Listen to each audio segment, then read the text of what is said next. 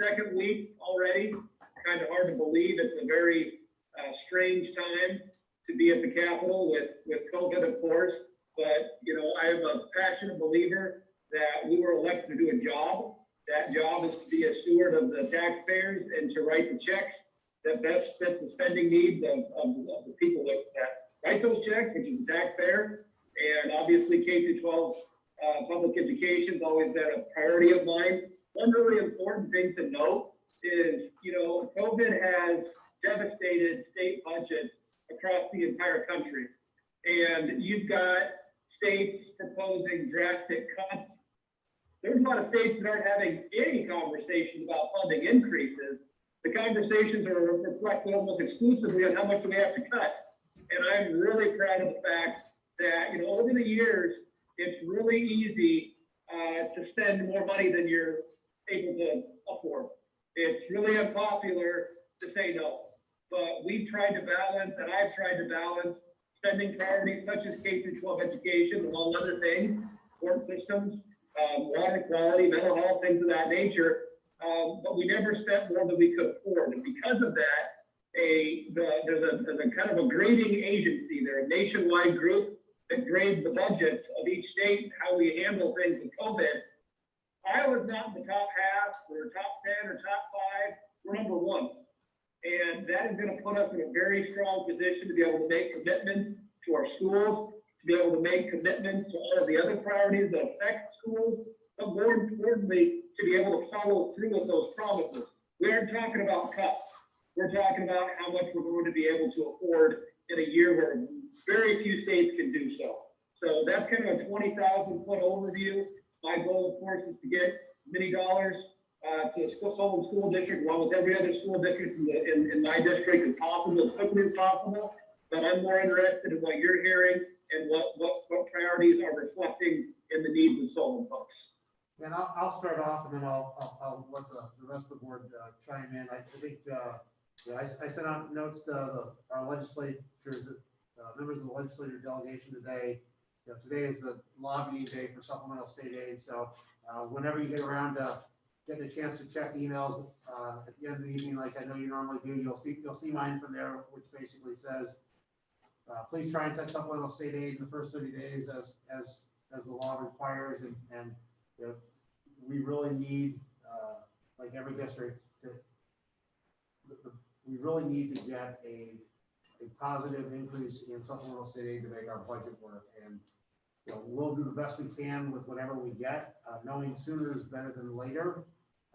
But you know, I think that we told you, we've got a 3% settlement with our teaching staff, and being able to fund that full is an issue that we've got to address with the board. So you know, I want you to keep that in mind as you guys look at that.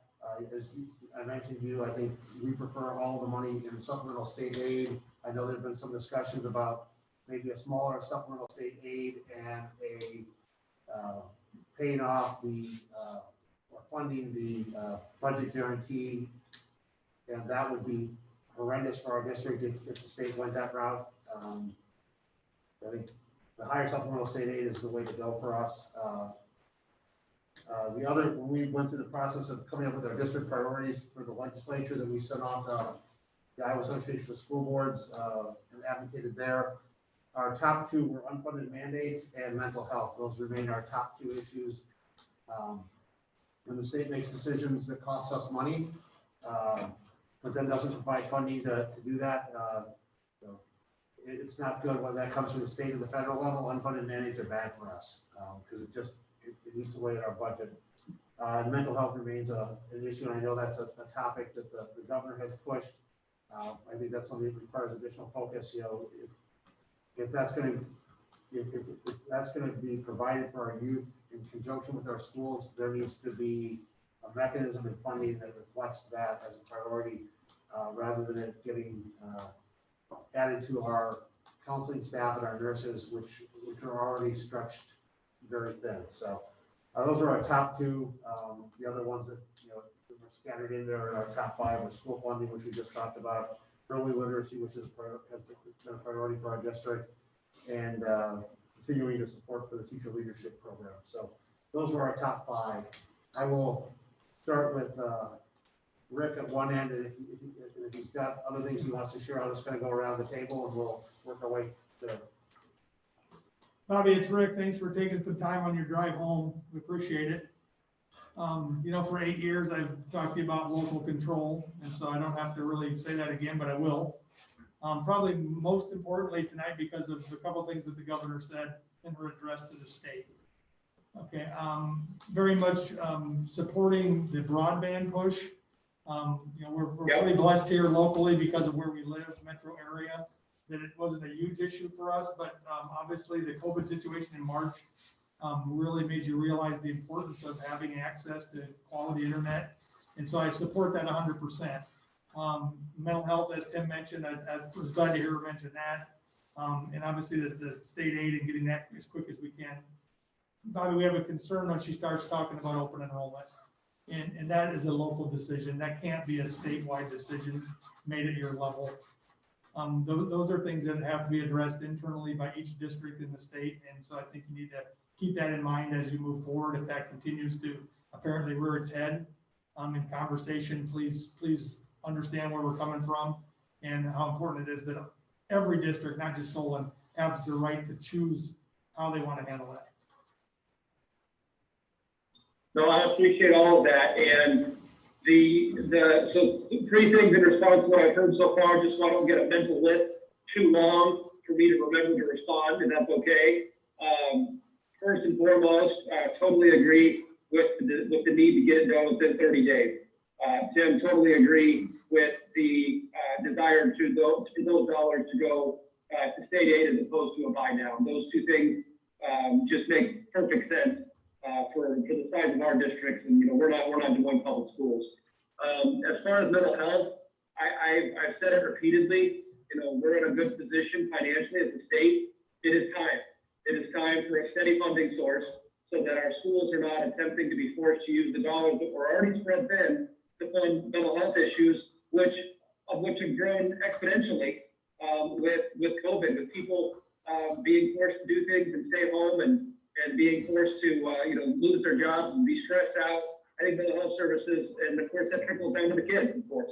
And so I think it's more incumbent than ever that we are able to get a steady funding source. I'll be pushing for that. And as far as the open enrollment stuff, I don't serve on the education committee, so what I am going to be committing to doing is getting you're going to see the Senate and the House acting differently, and that's for the tradition. The Senate tends to do things a little differently than we do, and so you got them moving fast with some bills that I don't necessarily support. And so what I want to do is get a hold of the House drafts when I get them, and I've got an email list with all of your emails, all of my school board members, all of my superintendents, my principals, and I really want to get a deep dive into the details, because it's easy for the governor to ask for something or for us to do something, but what's actually written in those bills is what I'm interested in, and I want to reflect what's best for Solon and not what's best for Des Moines. And so I look forward to input on what the House bills actually look like and what they actually say. And you all helping me. I said this to you every time I've been at the school board. I don't pretend to be the expert. You all are. And so I want to rely on you to tell me, hey, here's what's good, here's what's bad. Awesome, thank you. Jamie? Well, hi Bobby, this is Jamie. I guess Hi. Mostly I want to echo kind of what Tim and Rick already talked about. The local control is something that I think there needs to be a lot more of. I am not happy as well with the open enrollment being thought of being a statewide thing. I think, again, that goes back to local control. And then there's been a lot about the school vouchers. I know that isn't going to affect us right now, but down the road, that being something that they're talking about could affect us if it grows. So I have some concerns about that as well, even though at this point, what she's talking about wouldn't necessarily affect us, but later on down the road, that could be something that could affect our district at some point. So I have a lot of concerns about that as well. Well, I appreciate that. I share your concerns. And I've always had those concerns. And now that it's getting more airtime, I would just, on my end, I'm going to exercise caution. I've learned very quickly in Des Moines that what is said on the television and what actually appears in a bill are oftentimes not the same thing. And so that's why I, completely with you as far as extreme hesitation, but also B, I'll share copies of legislation with everybody, and I want multiple eyes looking at things, because again, I'm not a teacher, I'm not a school board member, I'm not a superintendent, I'm not a principal, and so I want all of your input on what they actually say and how we should best move forward with them. Adam? Bobby, Adam Molluska here. Thanks for taking the time. Yeah, I think they've hit on all the main parts. I do understand the frustration, having lived and working in Coralville. I definitely don't agree with the open enrollment, but I understand people's frustrations. I've got friends and other people that I know or just talking to. I mean, their kids have been in school for 25 days all fall. They're done at noon on a Thursday or Friday when they are at home. And so there is frustration there. I'm proud of what we've done here, not just our administration and our teachers, but I think we've given people a decision, and I think Solon's done a great job of handling stuff. So, but it's scary. We wouldn't have with what's going on in Iowa City, we wouldn't have the means if something like that would open up. You would have the floodgates open, and so it's a concern. But I feel their frustration. So we're going to have to work on a lot of different levels to kind of take care of what's been going on. So, but thanks again for your time. Hey, anytime. And I think what you just said reflects on further need off what Jamie and everybody else has said, which is the need for a non-cookie cutter approach, but rather a district by district approach. So that those frustrations that are very, very real in other areas aren't taken out on schools that are doing the right things. And I think that echoes your calls for local control. Hey, Bobby, Dan Coons, thanks again for listening to us. Obviously, I'm the last voice here, and most everything that I'm concerned about has been covered. I do appreciate you guys are in session now, and obviously funding is a big issue with us, which control is a huge issue for us. The other things with vouchers and stuff, the loss of control there is also what concerns me. We're under restrictions with money that comes into us and how we spend it. I don't know if that'll be the case for other schools that aren't public schools. And all those details just make me nervous for obvious reasons. And it's like you said, we don't really know what the bill will be by the time it gets there. So we'll just look forward to hearing from you and us giving you our feedback. Well, and Dan, you just hit the nail on the head. Full disclosure, we've got lots of private schools in our district. I represent lots of private schools as well. But the thing that I caution them on all the time is exactly what you just said. K-12 public schools go through a significant number of hoops and have a lot of strings attached and rules attached to the dollars that you get from the state. And I tell the private schools right now, you've got a pretty loose set of regulations as far as curriculum and things that you're required to do. Don't have any expectation that you're going to get a blank check from the state and not suffer the repercussions that every other school has to suffer, which is all those strings that are attached. And I think that opens up some eyes when I say that. You don't just get a blank check and get to continue to operate the way you've been operating. Correct. Sounds good. So the only other item I'll throw out there, I was caught the tail end of the ISPIS webinar this afternoon. And one of the things they talked about is apparently there's a consideration for having multiple count dates. And the comment they made was that on first blush, it sounded like a good idea, but as they started to dig into at least what the proposal is, which is having 3 count dates and then averaging those to come up with a number, they said the winners are going to be declining enrollment districts, and the winners are going to be declining enrollment districts because it'll take the average of those 3, and the losers will be the growing districts. And so their concern with it is that it's not a win-win situation for districts. There's winners and losers, and districts who are growing and need the support of additional resources are going to have less funding available to them. So I would just express caution, I know that there's been some support to having multiple counties to not rely on one single one. But I'm not sure that the proposal, I don't know if that's a Senate or a House bill that proposes that. But I want to very carefully look into that to see what the repercussions are for districts of doing that, because there's a cost of us having to fill out reports multiple times, and the state having to process those. But B, it may have unintended consequences. So again, as you said, it's all about the details of what's in the bill, and at least the initial draft of the bill was not did not look as good as it sounded initially. So. Understood. Yet something else to keep our eye on. Yeah. Davis, anything we should have mentioned that we didn't? No, I think we covered it. Yeah. So I think, anything from your end, Bobby, that you wanted to close on? I think we've covered all the education stuff. One interesting thing that's unique to each decade in the legislature that I always want to bring to people's attention is that you do not know, I'm your legislator for 2 more years. After that, there's no guarantees, and I really hope I don't lose Solon in the redistricting process, because it's a redistricting year, and I chair that committee. And, before 2012, the House District I represent was rural Muscatine and all of Cedar County. Well, then it changed and went to all of Cedar County and rural Johnson, including Solon. And so I will be devastatedly heartbroken if I get moved out of an area that I've grown to love and respect. And so keep an eye out close for the springtime when those maps come out. I'll be fighting hard to hopefully be able to keep Solon in my district. Great, and we'll have to keep an eye out for those. I'd forgotten about redistricting. It was not on my radar, even though I guess it should have been. So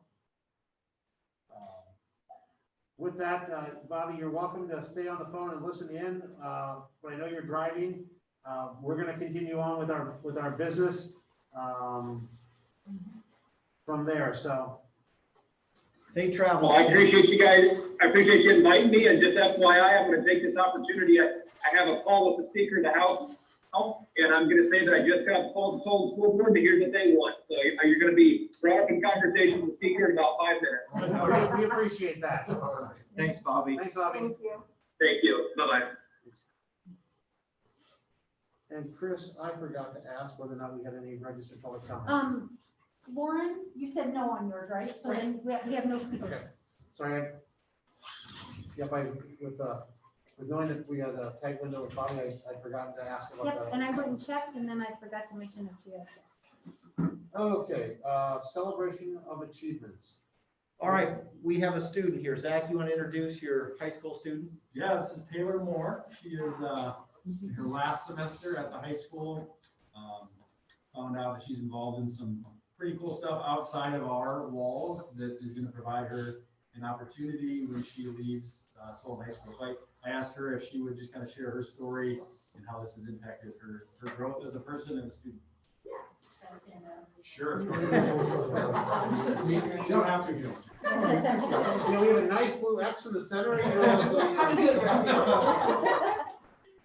So yeah, I want to thank you all for giving me just the opportunity to share what I do, because I know in Eastern Iowa it's not very popular, but in the Western states and the Southern states it's a very popular thing, and I love the opportunity to share about it. So in rodeo, I compete in a few events, and don't mind the pictures, bad pictures of me, great pictures of my horse. But this is barrel racing, and barrel racing is just a sport where there's 3 metal cans. Basically, you run through them in a certain pattern, fast time wins, pretty self-explanatory. And then the next one is pole bending, and this one is one of my best events. Sadly, it's not actually in college, but this is pole bending, and basically there are 6 poles lined up, and you have to run down, weave through, weave back, run down, fastest time wins.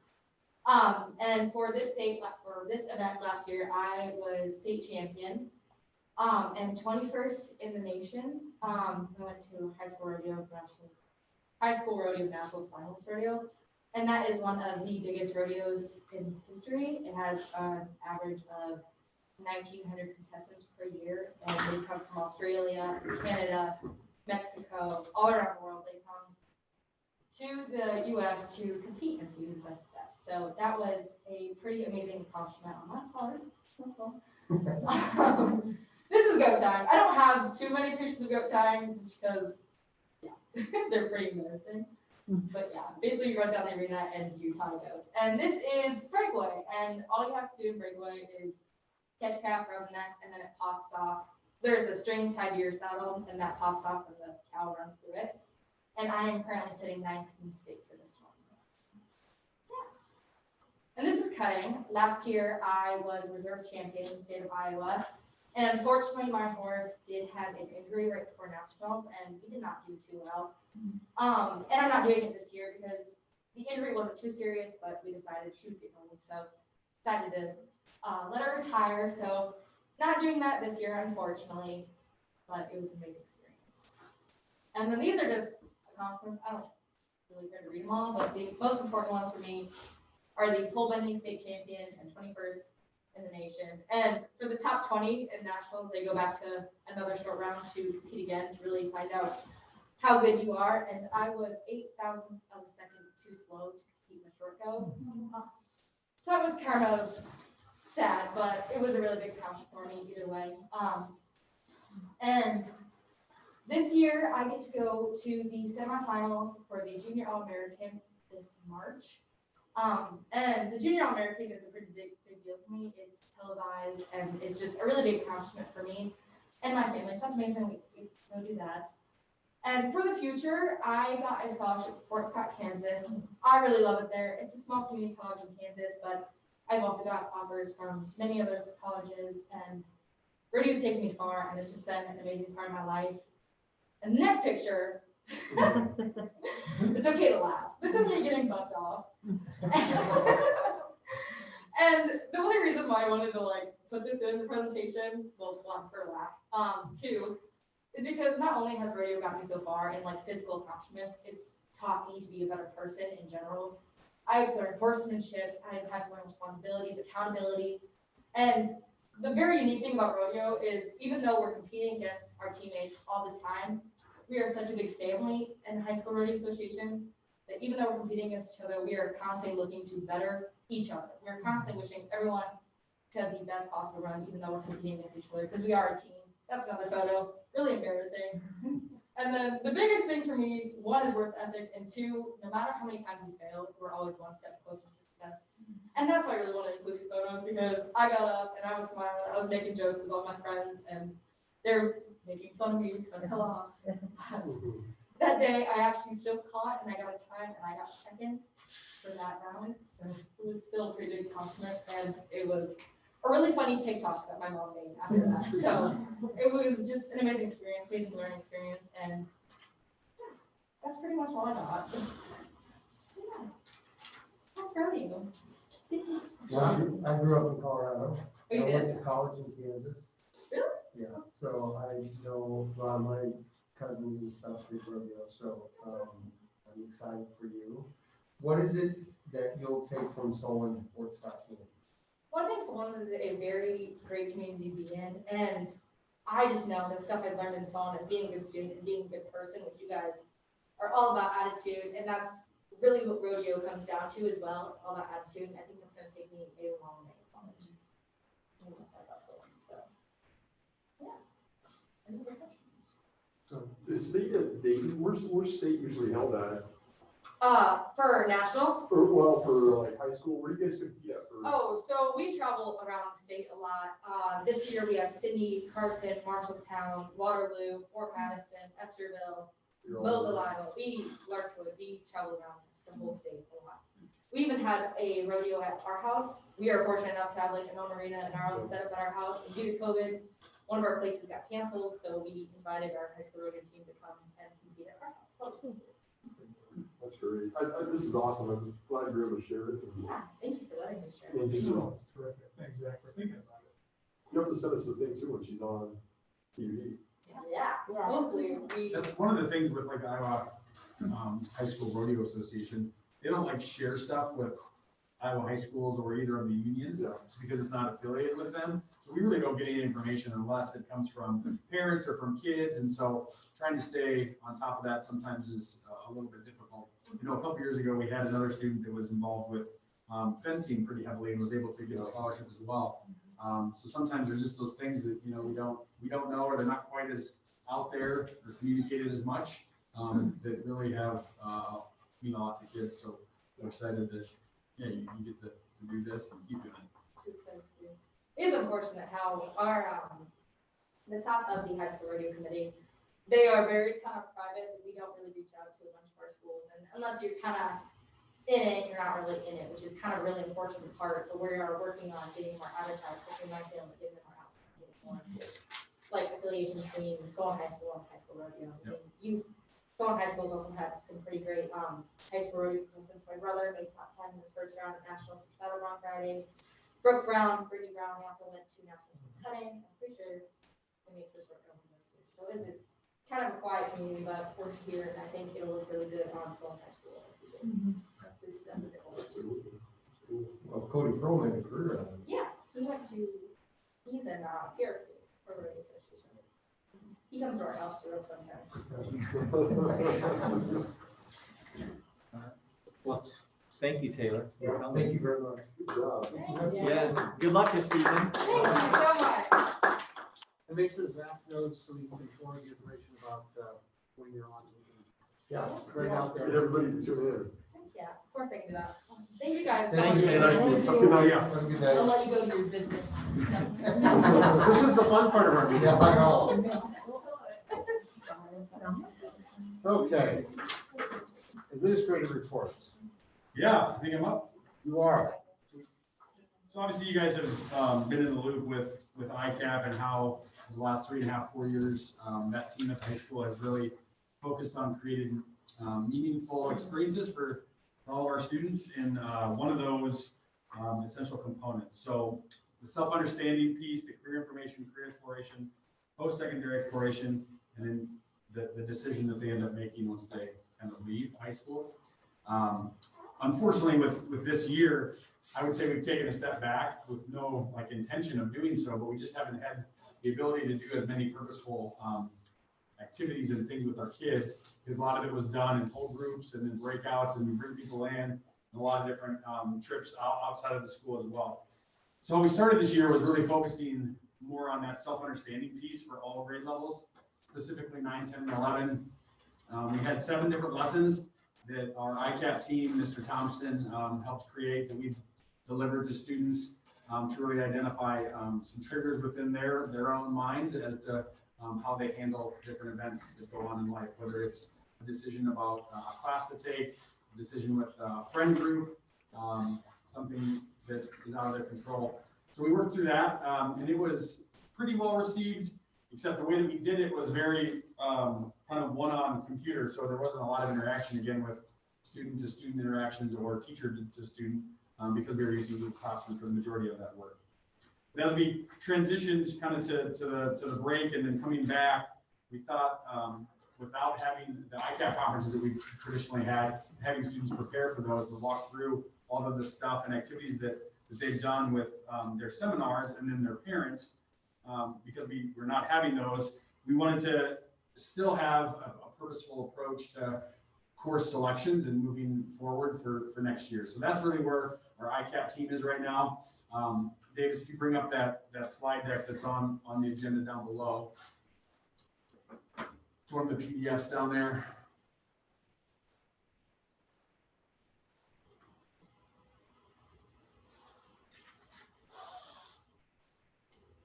Oh, that's theirs. No, sorry. Pretty sure I can still- You want this one? It has that in there, I yes. think it's the very first one. Should be the Holland Code and course selection. For Yep. Yep, okay. So this is kind of how we started with our staff. So we actually walked them through this lesson, and this is what we kicked off this last week with, specific to course planning and registering or selecting classes for the upcoming year. And I'm not sure how familiar you guys are with the Holland Code, but I did provide just a document there that you can kind of see, but it breaks it up into what's called the RIASEC. So there's realistic, investigative, artistic, social, and enterprising, and conventional.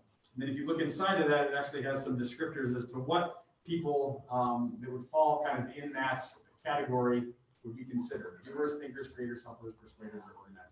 So we went through a fun activity with our staff. We did this on Monday during the afternoon in our professional learning. And then we did the same thing with kids to kind of come up with where kids think they're at.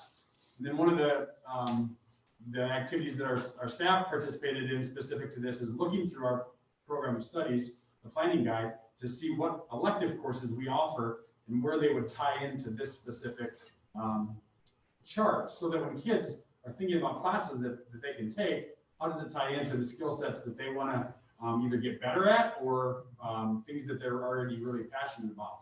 So as we went through this, we really identified these two different ways that you can course plan: a step-by-step process with a really structured, logical, sequenced approach, or happenstance, which happens, right? Where just because of what we do in our lives, we end up finding something that we're really passionate about, unplanned or otherwise. So this is really kind of where we're at right now with our ICAP, is focusing on what courses are going to allow kids to explore and become a little bit more experienced in what it is they maybe want to do when they end up leaving high school.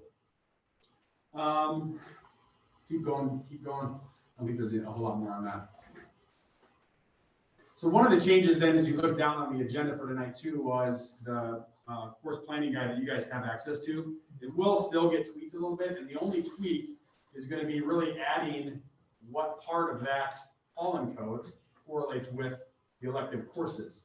We've got them color coded, so our teams have spent some time looking at that. We've also reworded some of them a little bit more student friendly as we look through this a little bit more in depth. When we sent this to you guys a couple weeks ago, we really hadn't dove in too hard, but it's not like the only real changes to that are a couple courses that you probably saw that were highlighted that we're adding. But other than that, we're going to identify these Solon codes specific to each course to help identify where kids are at. So that's kind of the next, I would say, 6 to 8 before spring break. So six weeks, we should hopefully have all of our numbers requested, so we know kind of what courses we're going to have to offer to help start creating that master schedule. So questions? Just looking at this, Zach, I mean, I feel like people could be in a couple categories. For sure. So did they rate them, or like you're more this, you're less? So we just asked kids to look at this pretty informally and see what, there's actually an assessment that you can take. We didn't do that yet. We've done the 16 personalities assessment. We did that last year with all of our kids. This was just more to kind of see where they felt they were at, and then they asked friends where they thought each other were at as well. And then in the planning guide, we're putting essentially 2 of these descriptors with each course. Okay. So kids can kind of see where it would fall. So if they feel like they're there. Yeah, absolutely. I know that they use this as part of the STEM Innovator course that they offer at the Fruitwood Academy as part of that early process of that. And I know we've had a number of kids over the years that they've offered that have done that. Have you or Mr. Thompson talked to those students that after they've done that to see how useful they found that, to kind of have that idea of where they're at? Because I know they try to fill roles based on those projects based on that. Totally, yes. And he's had those conversations with students, and it really depends on the kids. Some of them think it's a waste of time, and others that are reflective and maybe a little bit more in tune do find purpose in it. For us, with 9th, 10th graders, 11th graders, kind of, but really 9th and 10th graders, it comes back to how we as the adults deliver the information and really build that buy-in around what we're doing and why. Because that's generally what second semester juniors and seniors that are doing that. So yeah. Correct. So they will be taking an assessment that kind of points out We don't know if what we're they gonna do really feel, or they won't be taking it. I don't know if we'll do the full assessment. No. Because I know with things like this, when I look at them, I think I'm one thing, and then when I do an assessment, I'm nothing like what I think. Yeah. So when you have a student that really isn't sure, but they think, so is there gonna be some guidance with them for ones that are like me? They look at some things and think, well, I think I'm these things, then they start digging in and say, that's not really me. What am I? Yeah. So then what do you do with those students? I think that's where those conversations are really important with the seminar teachers, because we only have 12 to 15 kids in the seminar. If they don't feel confident or really able to identify or think this is what it would be, so let's do the full blown assessment piece to tie it in. We haven't, I would say, finalized any of that plan yet. We're about a week and a half out as far as how we're planning to move forward for this specifically. So yeah. Does it, you're not, I may be completely wrong, my recollection is that the full assessment taking you road is that where it kind of shows you a distance from the center where the further away you are in that area, the stronger you are. So it doesn't give you your this, it may give you your kind of a, Where you mission these three, or you're completely this, or you're kind of a circle and you're kind of a. It's not like a hard or long assessment. It's really just cooking traits that you think you have in these different Do areas. the students know that that's an option if they wanted to do it later on, or? Yeah, so we explained that on whatever day that was, Tuesday this last week. Gotcha. 3 days ago. 2 days.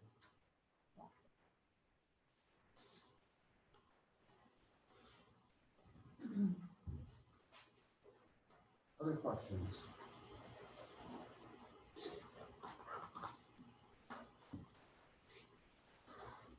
Hearing none. We're gonna keep the ball rolling. Thanks, Zach. Yeah. We always appreciate hearing updates on this. I know it's an ongoing effort. I know that there's a challenge this year in keeping it moving in the ways we had hoped. We know that your team had helped. Yeah. And so, I think we do the best we can this year. And we come back stronger next year to keep moving it forward. So I appreciate that your team is on top of that. Davis, while our other administrator reports to us, want to give us our monthly COVID update? You bet. Again, we did not, the governor mentioned this today in her press conference, that we did not experience, the state did not experience that spike that they anticipated coming back from winter break. We did not experience that. Our numbers are really good right now. We have had 2 positive tests in the last week. We've got 19 students quarantined, no staff positive tests, and 1 staff member quarantined. So it's been very low and very steady since coming back from winter break. We continue to, we put a lot of strategies into place. When it started to increase across Iowa, and it was reflected at Solon in November, heading into winter break. We continue to keep those, we pulled those strategies back right now because of our where we're at with numbers. It's a standing agenda item on the admin as we look at where we're at, the data.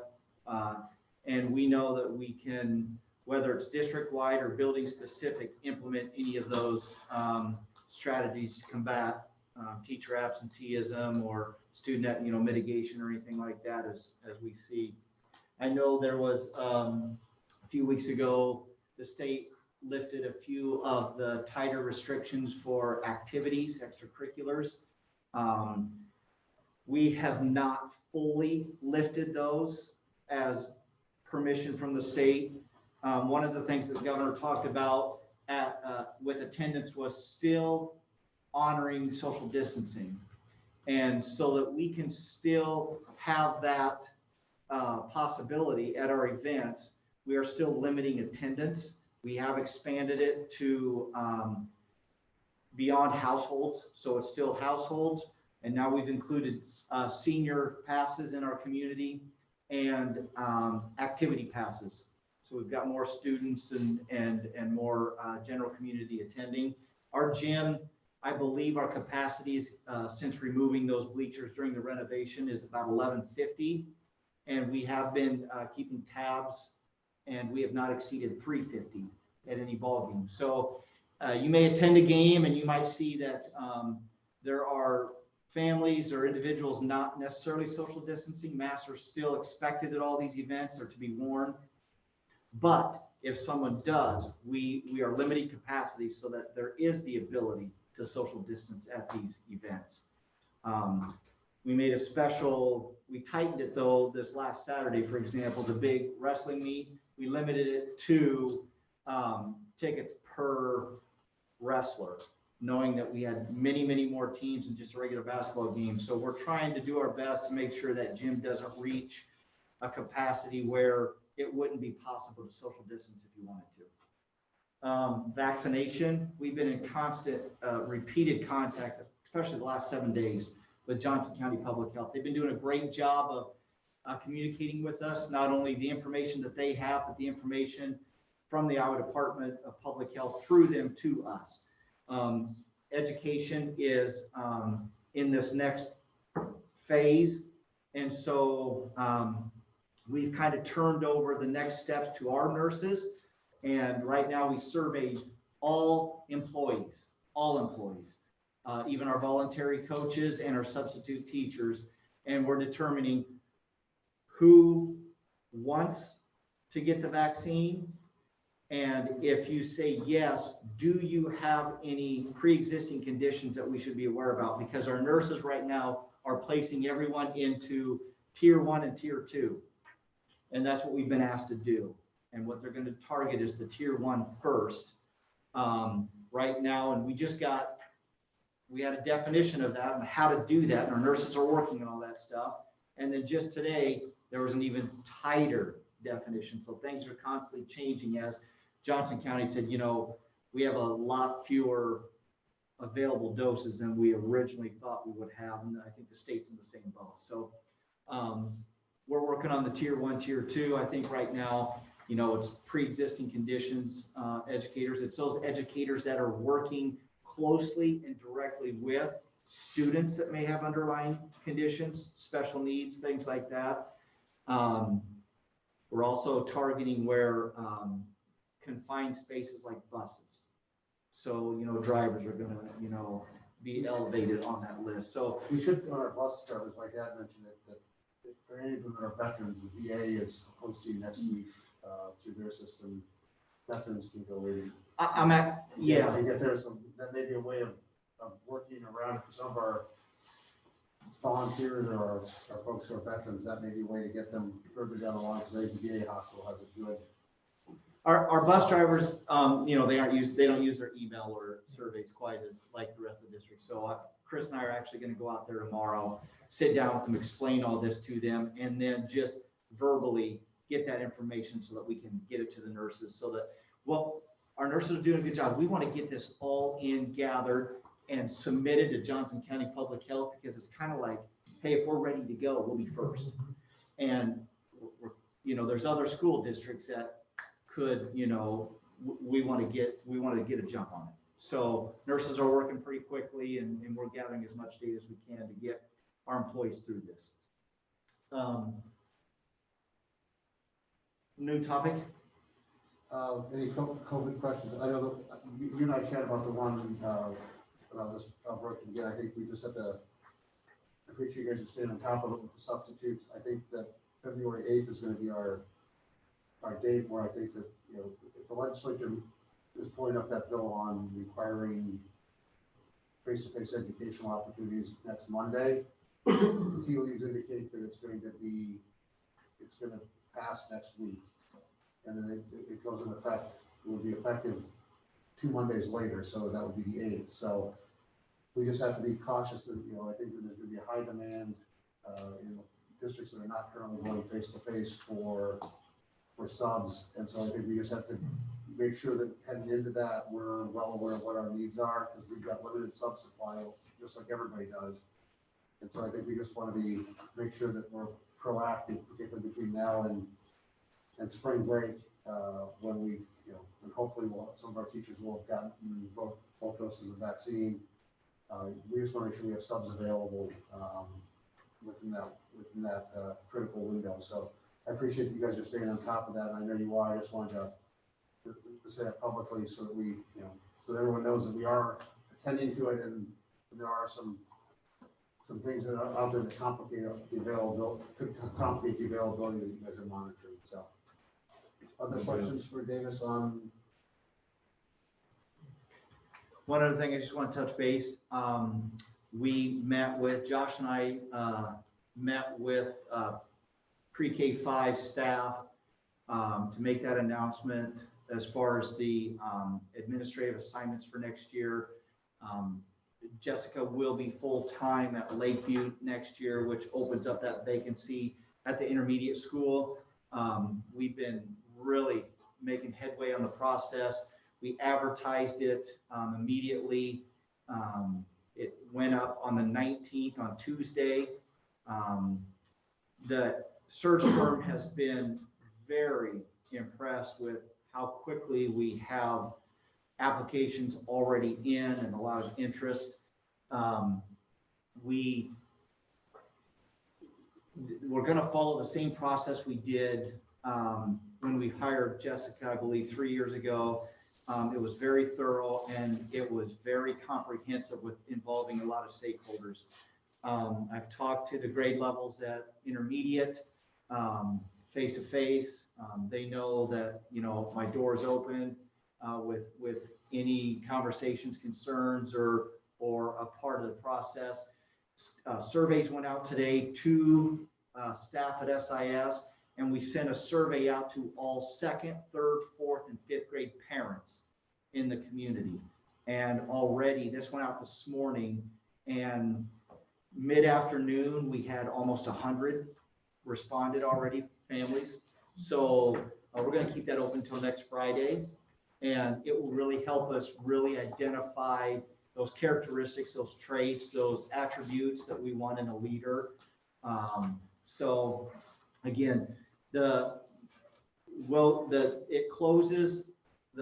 posting closes February 22nd. We'll immediately dive into, and the search firm will help, you know, do all that screening and walk us through all the applicants and kind of their top tier.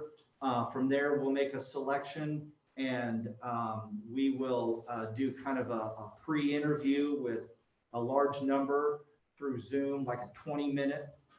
And from that, we'll narrow it down to finalists, which will be March 8th. We've set the date for final interviews on March 8th. So we should have a principal identified prior to spring break. So that'll be on the agenda for the March 4th meeting then? Yep. Well, I think we learned a lot from this process before with Jessica the first time. I think it was a good process. I think we got stuck last year when we got to the point where we needed an administrator, but we didn't have good means at that point in time because COVID was, you know, pretty unknown what our circumstances were going to be. And so, you know, just kudos to the whole administrative team, Jessica specifically, taking on 2 buildings and Brian helping her out. You know, obviously that was, but it's a good process. I think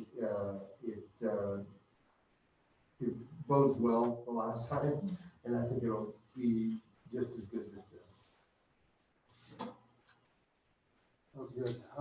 Next up on the agenda is, I lost my agenda. Focus on learning. Is focus on learning. Yeah. Emily and Margaret. Emily and Margaret, and kudos to the intermediate school who had Jessica full-time the year before and had to share, but I don't think any momentum was lost as they kind of circled the wagons and kept going with school improvement and supporting our kids. And so I asked, you know, it's not easy, it's not hard to find great things happening in every building and in all the classrooms. And we know Margaret and the intermediate school are doing some great things with writing, and specifically, I think Emily and Margaret have been working together on some things that I just wanted them to share. It's really, when we, 2 years ago, when we had ISAS and we did just so extraordinarily well compared to the other state, writing was a big component. And this, you can see why once after you hear what they've got to present. So I'm gonna turn it over. Okay, awesome. All right, where do you want to do that? Over here? Okay. Okay, so we just thought that we would kind of put a little play on words here. So with the writing, we kind of gave you a couple things. Not that you have to study this or know it, but it might be easier to see than up on the screen if you're actually wanting to look more at it. But one of the big things that we are working with is learning progression in writing. So we thought we'd kind of just give you a little bit more of an overview of the long progression of writing learning that we've also kind of undertaken in this process, because it's definitely one of those things that we had to also better ourselves before we could teach the standards, to be honest, of what the level that they're asking these students to be writing to. So a couple different things that we have been doing is, a lot of the slides I'm going to talk about are things that I might be doing more as a coach or an interventionist to help the teachers, and Margaret's going to kind of show how that work is looked in the classroom too. So really the two things that you see up here is one of the examples of learning progressions for opinion writing, and this is more like the teacher use. And then on the right side would be kind of what we would provide for the students. So usually they're getting their grade level checklist, and then they're using that as kind of that consistent feedback for themselves, and then the teachers are also using this. So as we look at the writing, we are studying, especially, so Margaret teaches 5th grade, we'd be looking at the 5th grade column there and studying all the 9 components that you see as you're looking at one piece of writing. And we study that really thoroughly, and we do a thing called thin slicing to really understand what that looks like. But then we're also educating the teachers to look beyond just their grade level, so above and below, especially, so that way when we pick up a piece of writing, we know exactly where those students are falling, so we can provide that very responsive teaching. Yeah, go to the next slide. You bet. Maybe. One back. So another big standard or priority that we've been working on is all the GBC work that Josh has been leading us through. So we've been trying to choose priority standards and then unwrap those into learning targets. And we know that we're not trying to teach to the curriculum, but we're trying to teach those standards. So it's kind of meshing these two together as much as possible, knowing that honestly, the Lucy Calkins material is going to try to push those students a little bit faster than probably any other thing that we could find. So what we tried to do is, after we unwrapped these learning targets and the standards, we took the progression that you saw as like the teacher copy, because what that allowed is we were finding, as we were unwrapping the standards, you would have a student who could maybe state his opinion and give reasons, but the vast spectrum of what that would look like would be significantly different. So you'd have a student who would also be way more at like that 5th grade level, but you'd also have a student who would be doing it, but it would be just very vague. And so there was this like teacher uncertainty. So this really provided clarity for the teachers when they were scoring, as well as it provided a very transparent window for the student to know what they needed to do to reach some of these levels as well. So that was like immediate feedback. And then it also helped parents to understand exactly what was being expected of their student too, when we were having different conversations at parent-teacher conferences or just that dialogue back and forth.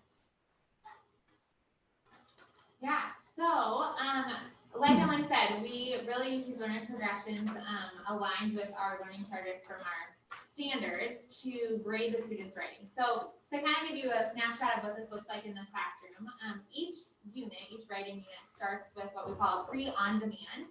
And it truly is students writing on demand, right? So we haven't started the unit, we just tell them, use everything you know about whatever genre of writing we're doing. And in this case, it was opinion writing.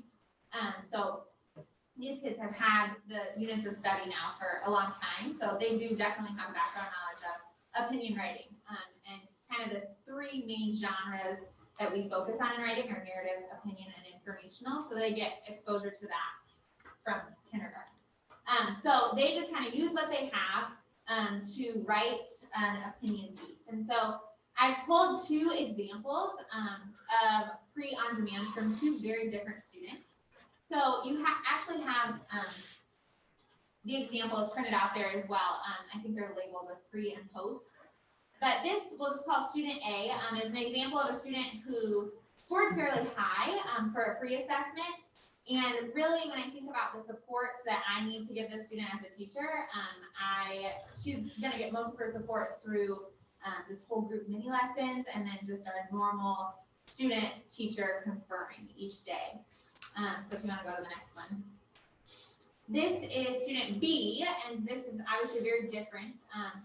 This student scored really low, pretty much in all the learning targets of our standard on the pre-assessment. And so this student is someone that's going to need significant support. And so this is an example of a student that I would reach out to Emily about to, instead of trying to tackle the whole learning progression at once, just because the student is really low, she helps me to tailor a checklist specifically for this student and choosing just a couple of focus areas. So after our pre-on-demand, after I graded these, students like this, I would reach out to Emily about, and she helps me do, plan some more intentional intervention. So this would be an example of what we would do. So that's still the sample from this student that we'd be looking at. And what we would do is you have an example of the 5th grade illustrated checklist that you would normally give like the first student that Margaret talked about. But what we would do for this student is you can see all of those areas are basically almost like a kindergarten through 5th grade level, right? So what we would do is we'd go back and kind of look at where that student was at when we were putting those circles, and then we'd actually go pull from the lower curriculum. So Liz, you and I have access to all the curriculum material, and then we would go pull the kindergarten or the 1st grade illustrated checklist. And that student doesn't necessarily know that. As you can see, we still put the header, do I write like a 5th grader, so that they don't understand completely, looks like they might be looking a little different. And then instead of giving them all 9 areas to focus on, we choose 2 to 3, maybe even 4 if the student's ready, of just those targeted areas that are really gonna lift the student's writing much faster and give us the biggest bang for that child's buck. And then we would also progress monitor them throughout that unit then.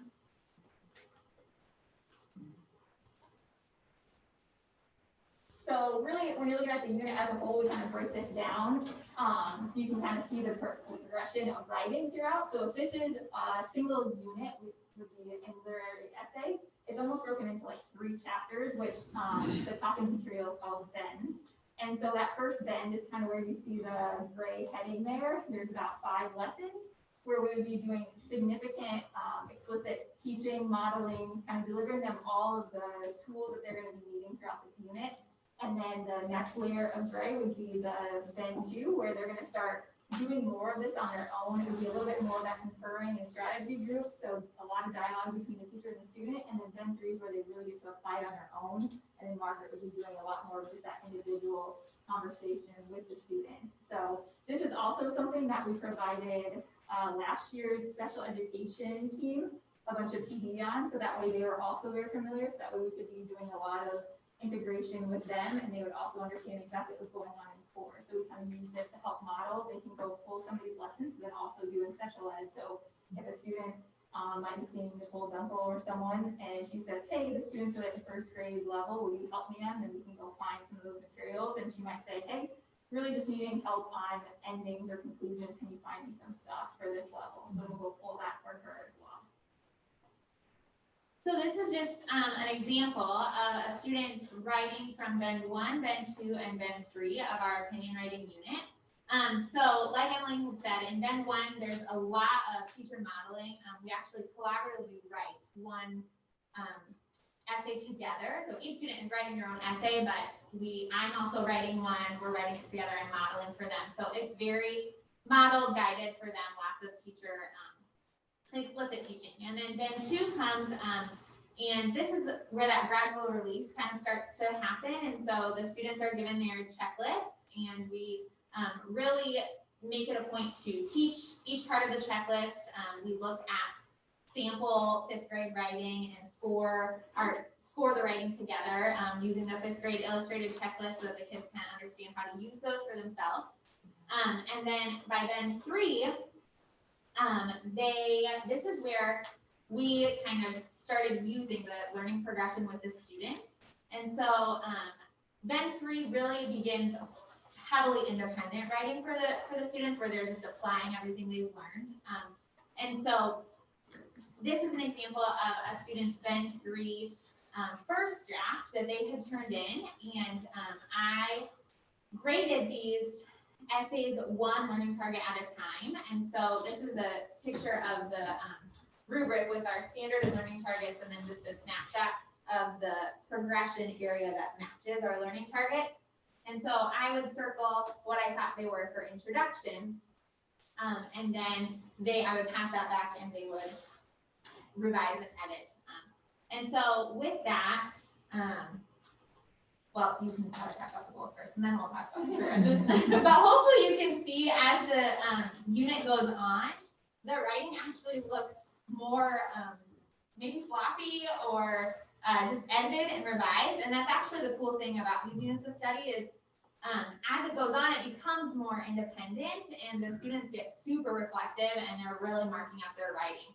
And so even though it maybe looks like it should go the other way, it's really cool to see all the revisions that they make. So this last year, the district was awesome, and they bought us these, they kind of made through the AEA, but it's a giant checklist that's basically like a huge anchor chart in our classroom, so we can use that interactively for the teachers.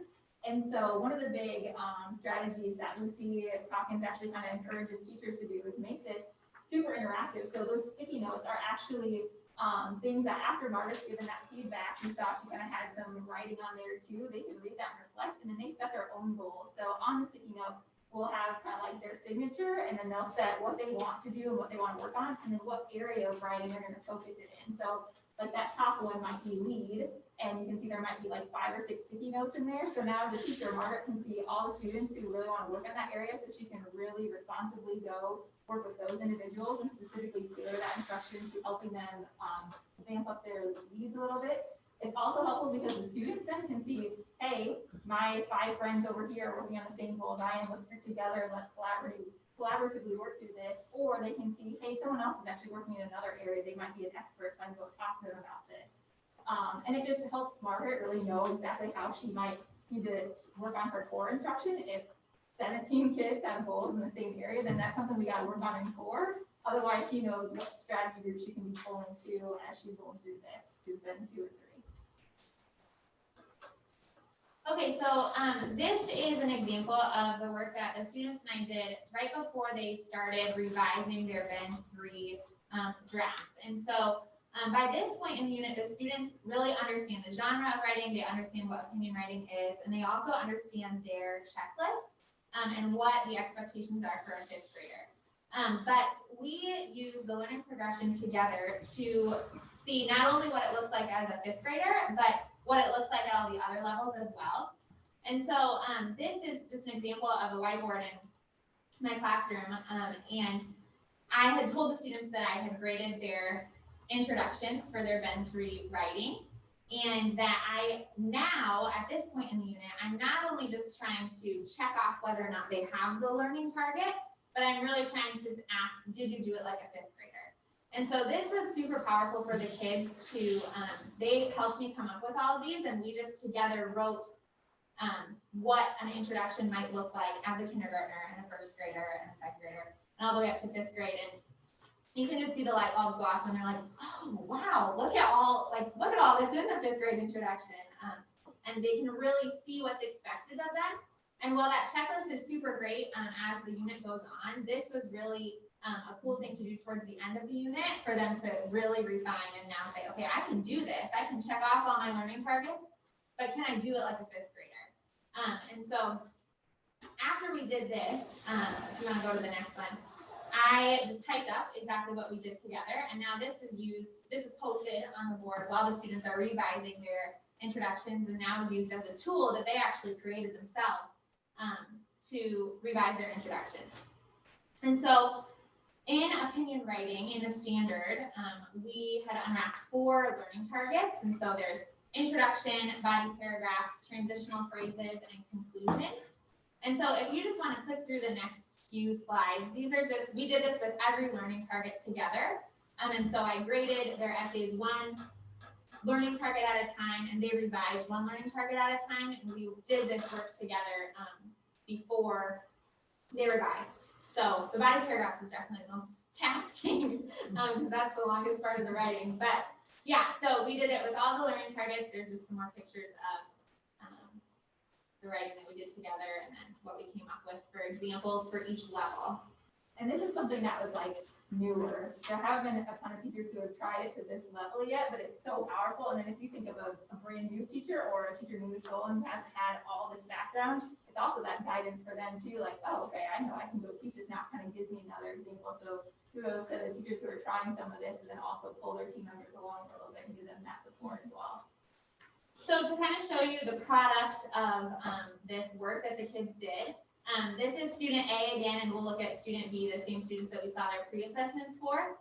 This was student A's first draft from Ben 3, and so you can see they revised, they took their old one and they looked at the learning progressions to see where they were at, and then they revised and actually rewrote on a new piece of paper. So this is the first draft, and then if we go to the next one, This is student A's final draft, and they were at level 5 for all 4 areas, which is super awesome. And then the next slide shows student B, who, if you remember, had like one paragraph that I could hardly read at the beginning of the unit, just made so much growth. So this is actually their first draft from Ben 3, with my circles on their learning progression. And then the next slide is, oops, there we go, a picture of the final draft from Ben 3. So this student was at all 1s and 1-2 at the beginning of the unit, and after this progression work was at all 5s and 1-4. So it just made so much growth, which is super awesome, and they're really proud of themselves by the end. So this is just another example of just the power that I found is in the learning progression. This is another picture of a student who is a fairly high writer, writes a lot, and really grasps the concepts quickly of the structure of the writing. But this was the first draft from Ben 3, and after the progression, just like almost a totally new and improved essay. And so, yeah, I just thought that was it. Kind of, I've always seen the learning progression as mostly a tool for the teachers, which it is. But I just thought that I was really pleasantly surprised by how much of a tool it turned out to be for the students as well. Yeah, and then this is just a snapshot of how our team collects our data throughout a unit. So we collect their writing from obviously their pre-assessment, and then their Ben 1, Ben 2, Ben 3.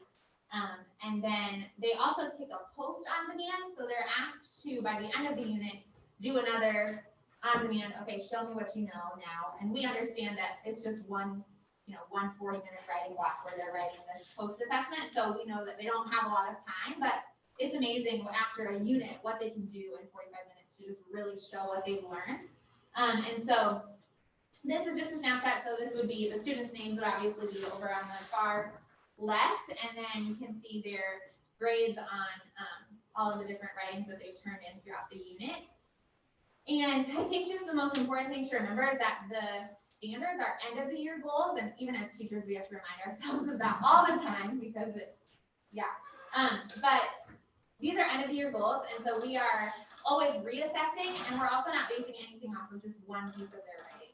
So you can see their post on demand scores, but then we also have their narrative grade or their opinion grade. So we look at all of their writing as well as just our observations as a teacher.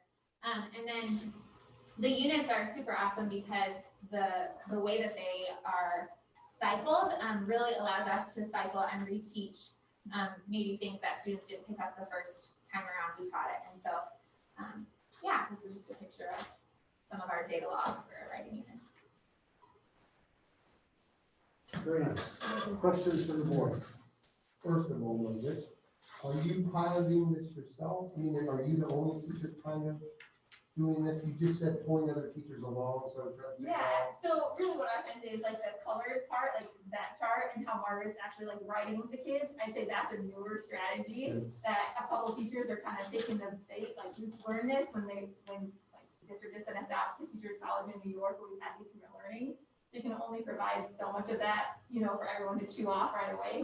But we've kind of been sharing some of these pieces. And so the teachers who are trying this, it's super helpful. So like a brand new teacher this year, of course, with all the COVID mitigation stuff at the beginning of the year, hasn't had maybe the support that they normally would have at the beginning of the year for all the background knowledge of what this could look like. So this just kind of helps catch them up because we've spent so much time in the previous years really diving deep into what does a 5th grade piece of writing look like and how would you be able to write a piece. So it just helps give them another tool in their toolbox and also use in their classrooms.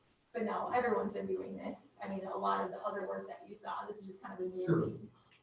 Sure, and obviously we've said this before, we said it last time, we want you guys to push the envelope. You know what I mean? If you're that one piloting it, that's what we want. I think the other thing is beyond that, if I gave every kid their own IEP, that's what I would want. And this gets close, it gets really close. I think the other thing that's great about this is that when you can section off the kids that are all kind of struggling in the same areas, and then you can focus, they're all grouped together, and then having kid experts help other kids also. Now I'm gonna ask this question, you know why I'm gonna ask this question. So let's say I have a very proficient 5th grade writer. How do they know what 6th and 7th graders are about? So they actually do have the Good. checklist there Yeah. too, and then we can reach out to Julie Smith at the middle school, and she has Sure. access to all of Perfect. that. I just want to make sure that communication is going on. Yeah, yep, And that's happening, Yeah. correct? yep. I would say, especially like for other grade levels, I'd say fifth grade is like, ooh, it's starting to get really, really, it's hard, I mean, for some of those kids, but they're definitely reaching up to that for sure, and then when you're trying to get them past, like you're seeing a lot of those Ps, that's awesome, so now what can we do to even push you harder? And I think, if you think of like student A, right, who was all proficient by the end of this unit, we have another opinion writing unit, coming down the line. So when I think about those tailored checklists, like I did with student B, who was struggling at the beginning of the unit, I might pull even for a student that's achieving beyond the fifth grade expectations, and now they have their own checklist that still says, did you do it like a fifth grader, but Right. it's maybe the sixth grade expectations. So, yeah, so you can definitely go both ways with it.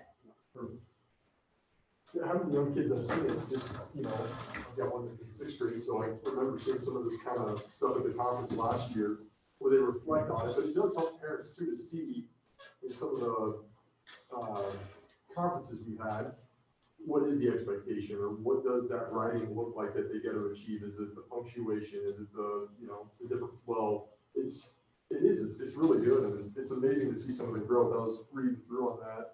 I mean, some of it is huge transformations in just a couple of weeks or months. It's really good, so.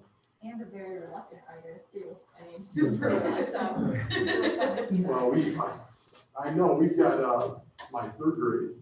He's just not, my daughter loves it, but we're trying to get even in the summer, it just. What did you say, key? It's very, I looked at the one, it's very short to the point, like, there is no like collaborative, there's nothing to just go from, to just tell you one sentence answers, and so, but it's good to see that they have to know how to reflect and how do you get better at writing, what's it really supposed to look like, so, you guys are doing a great job, thank you. I think something really neat about this too is all the heavy work that we've been doing with these reading and writing progressions. It's now starting to transition into, okay, well, this is what we do in reading and writing, so how can we start applying this to math? And that's honestly starting to happen. We're finding different resources.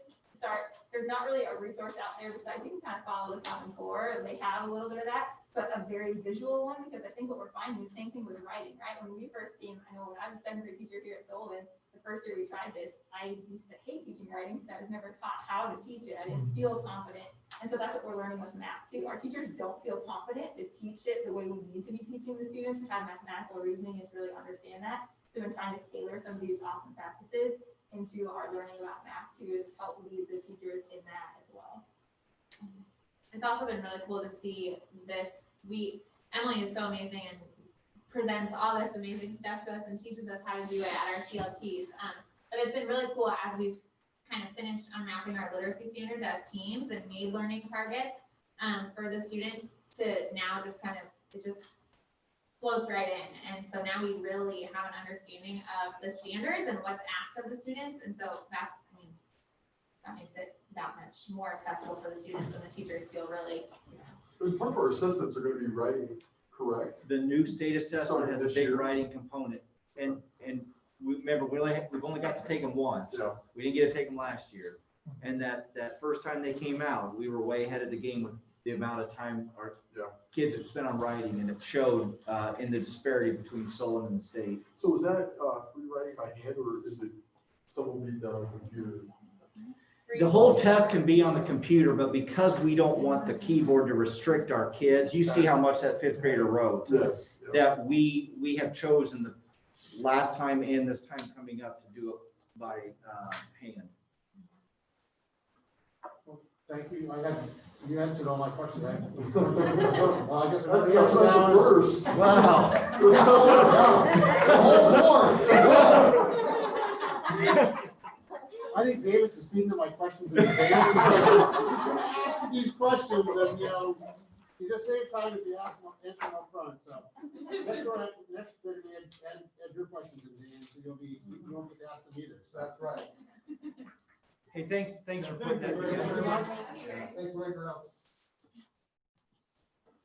Next, board committee updates. Is there anything that's not on the agenda that we need to talk about tonight? I didn't see anything, but. Hearing none, consent agenda, anything needs to get pulled out? Hearing none, I'll entertain a motion to approve the consent agenda. Moved by Coon, second by Haluska. All those in favor, signify by saying aye. Aye. Opposed? Motion carries unanimously. Zach's just moving them through. We keep getting early graduation requests, you know, he's just keeps pushing them through, so. She found out she's moving to DC and really wanted to get it Yeah. done before that. Okay, action items, school calendar, Davis. Yes, again, this was, nothing changed since this was presented as an informational item. When it was presented as an informational item, it did represent teacher feedback. We used the advisory team, which was 4 or 5 teachers from every building to give us some feedback on that. It's a carryover from our annual calendar. Nothing really changed in that except for we did tweak the winter break. We're gonna stay 1 day longer and go to school on the 22nd and then not come back till the 3rd.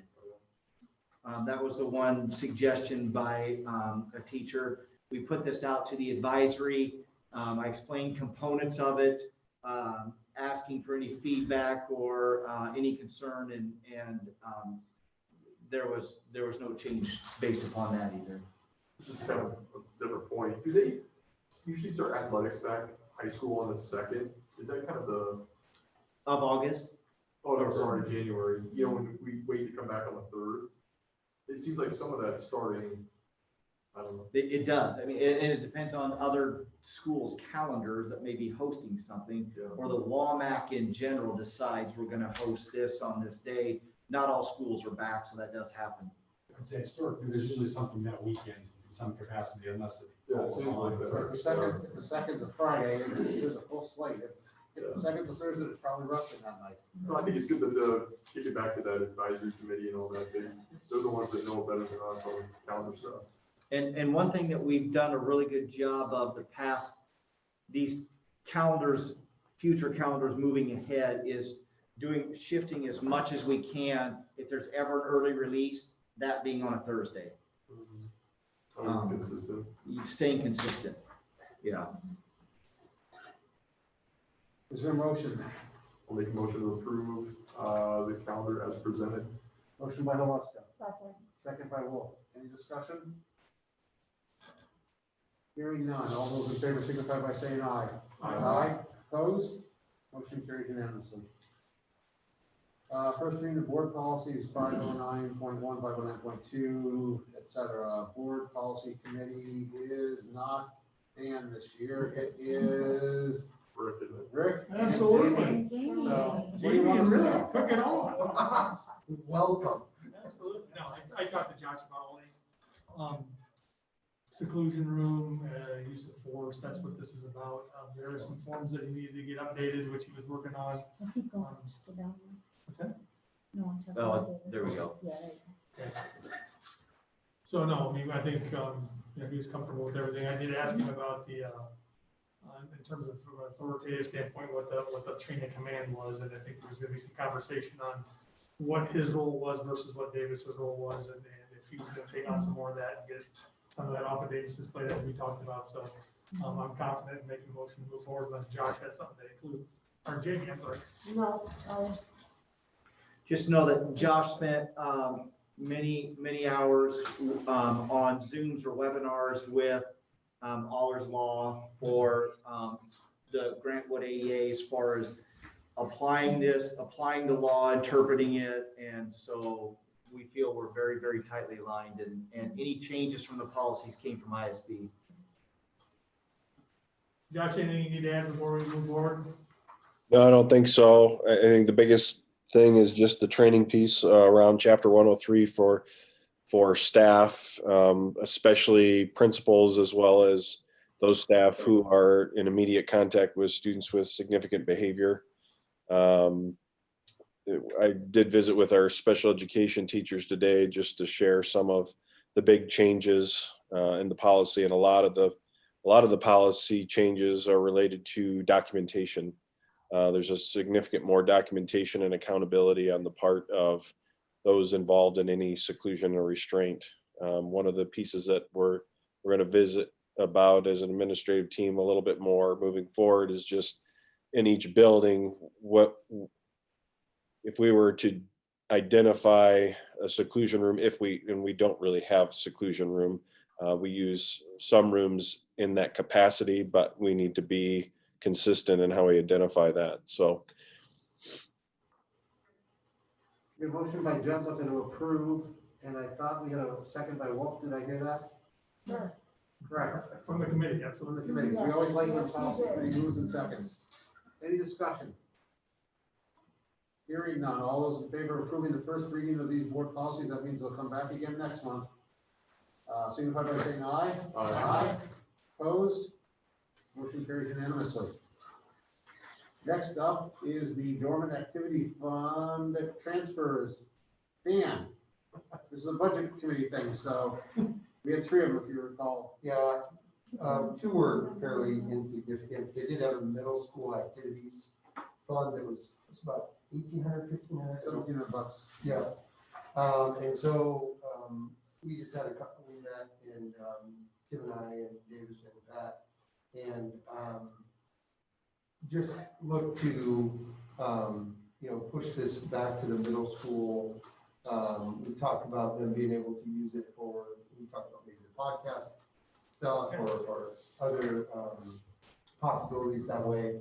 There were a couple of these that just sat out there for a long time, and, we just kind of pushed them on and pushed them on and pushed them on, so, We do this every couple of years. We go through and figure out. The auditor just kind of gives us a wink and a nod and says they've been sitting there with no transactions in the route for a couple of years now. You probably should do something with them. The goal is when they raise this money is to spend it on the students, and so therefore we don't like to just sit there and. So. Good for you guys. So Dan. It's about 85, good, get rid of that. yeah, easy one. Yeah, that's right. How do I motion this? Move to approve the transfers? Okay, yeah. Move to approve the dormant activity fund transfers. Motion by Thune, second by Alaska. Any discussion? Our principals do a pretty good job when we move these in their building accounts to make sure. I think we had one a couple of years ago that was middle school music related, and they worked with the kids that were involved in the music program to spend it in that area. So they try to do the best they can to meet the original reason the money was raised, even though it gets transferred into a broad general account. But, don't go spend that $1.85 all in one place. If there's no discussion, all those in favor signify by saying aye. Aye. Opposed? Motion carries unanimously. Informational items. Zach, you're up again. Yeah, I alluded to this a little bit earlier when I was chatting through ICAP. This is our program of studies, our planning guide as it currently sits. The only change that will be in there is going to be identifying which Holland code connects with some of those electives, the majority of the electives. I think this is all good stuff. I had to quick read through it. I appreciate the work you guys do on this. I think, no one's here to provide options for students and help them better identify what classes they want to take. I know some of the stuff that we started just even looking at a year ago before the pandemic, and I know that Davis and you would start talking about, we had another more language in by doing some online stuff, and that's off on the back burner. We've got other fish to fry right now, and I appreciate that you guys are proactive in trying to figure out options for our students to do that. I caught the end of the ESS thing, so they do a maps at the end. One of these, they look at Iowa ranks in the top of the country, the top 3 in terms of college credits that students graduate high school with. And so I think you guys do a good job of look at the high school level and getting them to take classes at Kirkwood and whatnot. So I think we're appreciative of that. Any questions for Zach on this? We don't have to approve this. This is just really for information. Yeah, if you guys go through periodically and look for different elective offerings, I think sometimes the sciences and some of those things, chief science teachers, and some of those things, is that stuff you guys go through, or is that kind of just As far as what's taught? Yes. What do you mean? So Yeah. generally how it works is when students select courses that they'd like to take, we gather all those numbers and then we send those to departments. The departments take those numbers and then they'll create what they think is the best schedule to serve kids. If I'm just thinking about science, if I'm just thinking about math. Right. Then they'll send that back to myself and Mike, probably bringing our instructional coach and usually Jake as well. And then we'll kind of create this big master schedule using what they've given us to figure out what's gonna best. So it's student driven. It is, and so there's two different trains of thought. It's student driven, that's the way I've always been a part of doing it. Yeah. Or it's we as adults who know what kids should be taking are gonna create a schedule and then kids sign up for classes based on what's there. So some years we might have 15 kids that wanna take zoology, so then we'll have zoology. Yeah. Another year we might only have 2, we're not gonna offer zoology if only 2 kids take it. So that's traditionally been the practice when we look at creating a master schedule. The unique thing this year, because of how our schedule's so crazy, we were able to add sections and sections of new courses. So for example, in our social studies department, instead of me as a social studies teacher in a traditional block schedule teaching 3 classes per quarter, I can teach 4. So instead of teaching 12 throughout the entire year, I can teach 16 because my prep is during 0 block now, as is the other 2 social studies teachers. Business, she's teaching 4 blocks every single quarter, as opposed to 3 in a traditional 4 block system. So our lead learning team is actually going to do a full-blown SWOT analysis around what we've been able to accomplish with COVID, and then how can we actually implement some of those things to a traditional I think it's a great, I mean, obviously, COVID blew the lid off a lot of things. Right. It did. And this, I think this ability to kind of do that and reach more kids, right? So I think you're spot on, being like, hey, let's at least. We'll get feedback from kids. Yeah, for sure. Teachers, not sure about parents yet. Yeah. How much changing do you get right before the school year starts with courses? It depends. So when you think about 9th, 10th graders for sure, we actually pulled about a third of our seminars with our ICAP team, asking them why they take certain classes. And it was kind of disheartening because it's like, well, are my friends in it? Who teaches it? What are the assessments like? How hard is it? Yeah. So there's a lot of that in these kids' minds. So when they come to school as a freshman and they find out 2 of their friends are in this class, they want to go switch it maybe. So I would say traditionally there's probably between 40 and 50 kids that probably end up changing something pretty close to when school starts. Yeah. Mike, throughout the entire summer, he's got meetings that he'll set up through Sign Up Genius if kids want to visit their schedule. But we'll try to have all of that done, prior to when they leave for the summer. And thankfully last year we kind of, just because of how my mind works, we moved everything up a little bit anyway, so we were done with all of our requests by spring break. It was a huge blessing, obviously, when we came back, because we already had all those numbers, so we didn't have to worry about getting all of those. We could make our schedule. And then like on a given quarter, we'll always have kids that were missing some, or one of the things that they had elected to get it didn't get in there. So we try to kind of tag team that initially if it's really busy with kids, but there's always an influx. Or if a kid ended up failing a course, may not move on to the next one, sequentially if it's in math or Spanish. So there's changes that way too.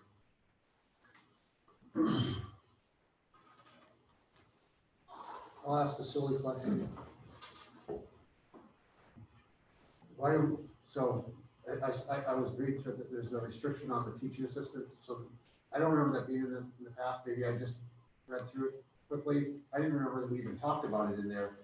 It's called out explicitly, but it says they can do it 2 quarters. Is there a reason we do 2 quarters versus, if we have Johnny or? Yeah, I did change some of that this year. It used to be juniors that could do it too. But when I got here 5 years ago as the activities director, I would consider it kind of it wasn't, the purpose behind it wasn't being fulfilled. Okay. We don't have any this year. We only had a couple last year. There's more seniors that just wanted kind of not. Fill a block. Yes, that's what I experienced. I didn't want that to be the case. If it was somebody that really purposely wanted to help in regards to support students and the teacher, then awesome. But if it was just going to be show up a couple times a week, not really taking attendance, we're not going to do that. Yeah, I know different people, you know, I know there's some kids when Trent and Colin were going to school, like, help out with, you know, because they wanted to be coaches or whatever, so they would help out in PE, and if you'd let them do it, they've done it every quarter, the last 2 years of school. So I wasn't sure if there's something behind that. It sounds like it's to try and focus it and make sure that it's really purposeful and kids want to do it for the right reasons. yeah, and it's supposed to be academic, so it's also a burden on the teacher that's doing it, if they've got to do it every semester, every quarter, so. Okay, any other questions for that? One just sits in my belly. Yeah. That you just said, the kids are trying to take easier assessments and we tried to take the hardest classes. How do we build that culture? I honestly believe it comes back to what's important. So it's the process of learning. And I think so much of the focus is on a grade and a grade point average because I want to get into, or I want to be able to do, the focus has shifted. And I would even say when I was in high school, that probably was the same thing. Like I wanted to be able to get better grades, so blah, blah, blah, blah, right? So I think it's really a systematic kind of community culture. It is, but at some point you gotta, like, even when I was in there, right, there's teachers that you want to take from or you have good experiences with, but you still like for calc and advanced calc and stuff like that, you had to, it didn't really matter, right? You're going into some kind of major or some, yeah, but I think he's thinking more on like the elective side, where I get to choose what it is I'm going to do. Why would I pick something that's maybe not as intense or rigorous?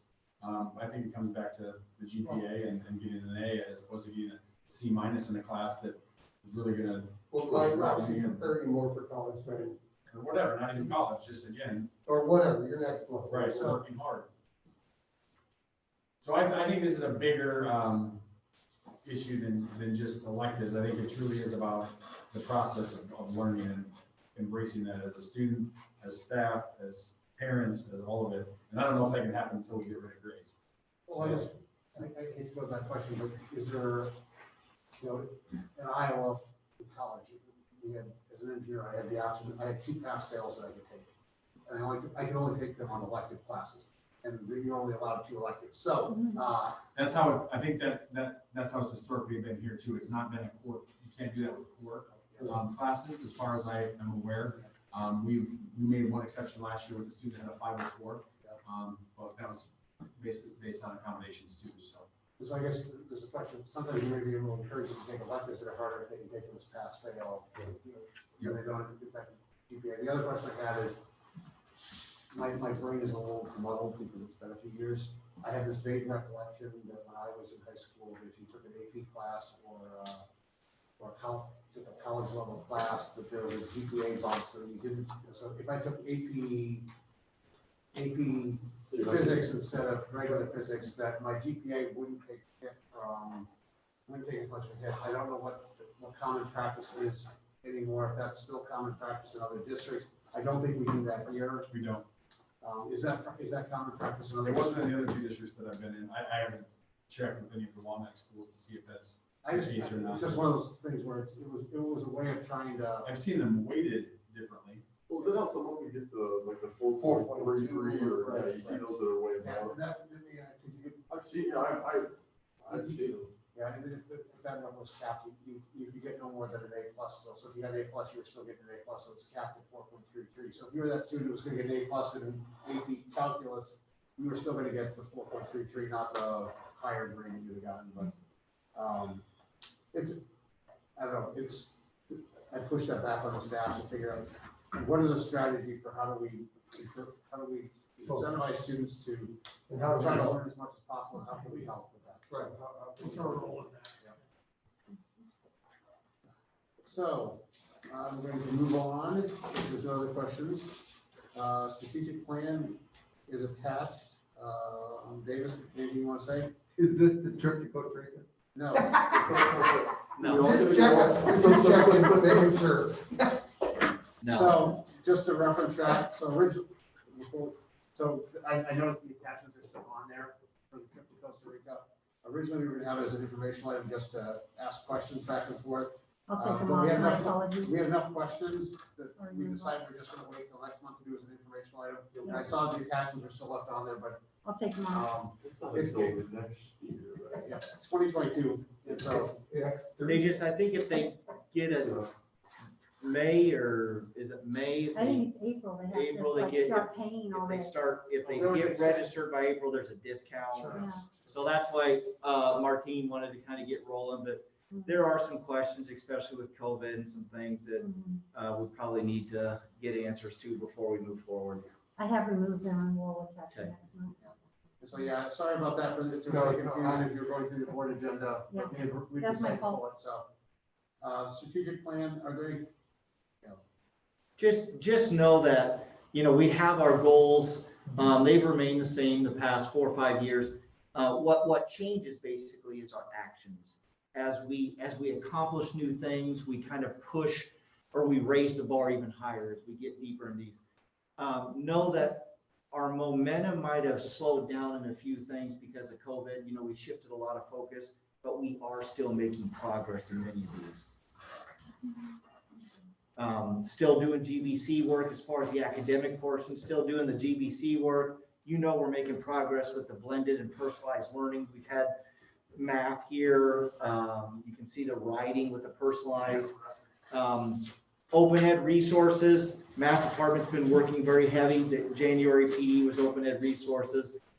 In February, just know our K-5 team, we're bringing in Heinemann to do some very specific training in phonics and word study. We have the material and the components. We've just never been trained to fully maximize and utilize those components within that material that the board purchased 3 years ago. As far as mental health, we're still partnered with JFAST. That will continue next year also. High school been developing social emotional lessons. Still administering that universal screener. We just, I think, did it for the second time and we'll do it a third time. So we're still making progress in those areas. We do have guidance as a rotation at the elementary school. So those kids are getting that, the same as PE, music and everything else. And so they're getting that social emotional lessons there. As far as post-secondary, we do have 47 students enrolled in stats. I mean, we've got a teacher at the high school that can teach it. We've got 47 students enrolled in that class. We do have a teacher in the English department that is in the progress of pursuing the credentials to be able to teach Comp 1, Comp 2 at Solon High School. So we're trying to open up more dual credit opportunities with our students to be able to take those classes from Solon teachers. So that's the post-secondary. And then, of course, with school improvement, I mean, that hasn't slowed down. We're still doing that, the work and devoting those PD days. So progress still being made. Keeps them in the building too, right? It does. Comp 1, Comp 2, that culture that Zach wants and all that, I think that's a win-win. The long-term goal is to have those opportunities in every department. Yep. So we have it in world language, we have it in math, we're gonna be adding it in language arts, and we can look down the road for social studies and science. Sounds good. Next up on the informational items is number 3. I'll take number 3 and I'll leave number 4 for Dan. Number 3 is DocuSign. So the district is in the process of, we've been exploring how to be more efficient, particularly in this era of COVID. How can we be more efficient at getting contracts signed, both with our staff and more broadly. And so we're looking at doing electronic signatures. It's now a possibility. I believe Rick and Jamie, you guys would have gotten something from Pat about updating our policy to reflect that. We may have to update the handbooks. I think the goal is to start off with one group of employees, perhaps our teachers, and pilot it this year and then move on from there. The nice thing is it's relatively cost effective and it'll save a lot of time and effort on for stuffing envelopes and chasing people down and dealing with lost contracts. Sheets of paper and copies and all that. It'll hurt the post office, but I'm not too worried about that part. But it will make life a lot easier, for the office, the central office, in terms of tracking them down. It's not clear to me if it's gonna take me more or less time to go through and click all of them electronically or sign them twice. But we'll push forward on that. And so I think we'll probably see something next month on the policy side to get that taken care of. And we'll probably, if this goes according to plan, we'll be first reading next month, second reading in March, and then at the same time we're approving the contract, so we order those appropriately. So that's what we've got there. Any questions on that? I talked to Pat for a minute about it. It just makes sense. I mean, in my world, the medical carriers now, we do all our renewals via DocuSign. Yeah. Nobody, there's no signatures anymore. Right. Yeah. So it just makes sense. Banking services, Dan, do you want to take it, or you want me to talk about it? Well, I'll start with you. So we, again, we met, finance committee met, and, you know, we are just looking at our banking services, you know, obviously, different banks, both local and town, but also locale, all provide different services for the district. And, we get better return on our money from some banks than others, and other banks, give us, just have easier processes for us to deal with. And so, what we talked about was maybe bidding this all out. And so it's all kind of an apples to apples thing to see, you know, where some of these services may lie. And, you know, when you're talking several percentage points, it's significant for us, but also wanting to support our local banks and just where that all falls. Anything else, Tim? I think the only thing, you know, that's kind of the message we've heard from some local banks is, you know, they'd like the chance to compete. And so even though they might not provide the best rate right now, they think that if they're given an opportunity to open compete, that they could be competitive when you combine, you know, when you combine all the things that come with it. And so it's the complexity is setting up the criteria by which we're going to evaluate, because it's more than just dollars and cents things. It's also contributions to the community, contributions to the district in other ways. And so there's a lot of things that go in there. And so that's one of the things that Dan and I are working with Pat on, is to figure out how we're going to evaluate them, because it is more than just. And then I think what we're talking about is maybe dividing it up into several different lots, where where the lots are geared towards what we really require. So rather than a one size fits all where we just do everything, it'll be different lots where it's like, okay, this is what the requirements are for this. And so maybe one bank is more competitive for this because they've got what we need there, whereas another is more competitive here, where money doesn't move around as much. And it's just so we're working on that. We're targeting to maybe have something for the board to approve in April. We're targeting kind of a fiscal year process, because it makes the most sense for us to make that a fiscal year by fiscal year, and we bid it out for a couple of years. And so we just wanted to, you know, we've been approached on, as I'm sure all of us have, by the local banks that say that they'd like a chance to compete on more of the business. And so we're trying to find a way to do that's fair and recognizes the different contributions that all the people that we work with make. Yeah.